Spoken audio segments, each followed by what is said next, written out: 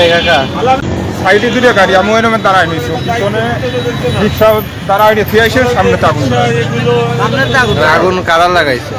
আগুন লাগাইছে তারা ধরে নিয়ে গেছে, ধরছে? পুলিশে ধরে নিয়ে গেছে।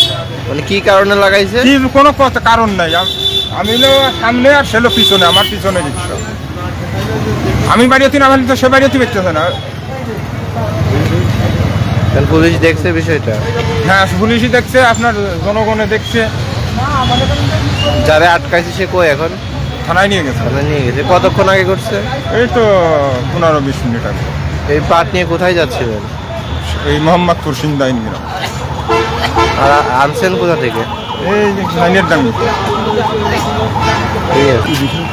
হচ্ছে পাটের গাড়িতে আগুন লাগাইতেছে। কোথার থেকে আগুন লাগাইছে?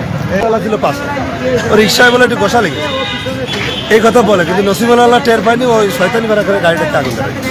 রিক্সাওয়ালা ধরাই হ্যাঁ, রিক্সাওয়ালা ধরেছে। এটা খুব অন্যায় কাজ।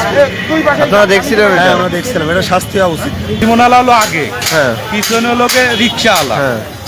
এখন রিক্সাওয়ালা বলছে সাইড দেন, কিন্তু ওর সামনে ঝাঁপ, সাইড দিতে পারি না, রিক্সাইতে নাই নেই, সামনে গ্যাস লাইটে জ্বালাই দিচ্ছে। এটা কি দেখছেন গ্যাস লাইটে জ্বালাই হ্যাঁ, দিচ্ছে? এই ড্রাইভার দেখিছে। দেখছে। এখন কি দাবি করতেছেন আপনারা এই বিষয়টা নিয়ে? এখন দাবি আসলে যে ক্ষতিপূরণ, আমাকে ক্ষতিপূরণটা দিলি হবে। কত টাকার ক্ষতি হয়েছে আনুমানিক? এটা মনে করেন যে 1.5 লক্ষ টাকার মাল কিনা, মাল অনেক খুব একটা বেশি না, হয়তো 4-5 মণ মাল কমে যাবে। তারপরে এগুলো আগা ভাষা কাটতেই হবে, মানে অর্ধেক দাম থাকবে না।